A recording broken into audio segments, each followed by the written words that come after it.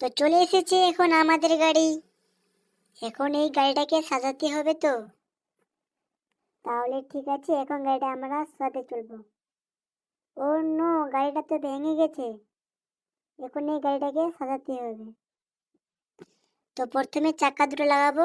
না, লাগবে না চাকা দুটো, এখন পরে লাগবে। আগে এটা লাগাবো। হ্যাঁ, এটা এখানে বসবে।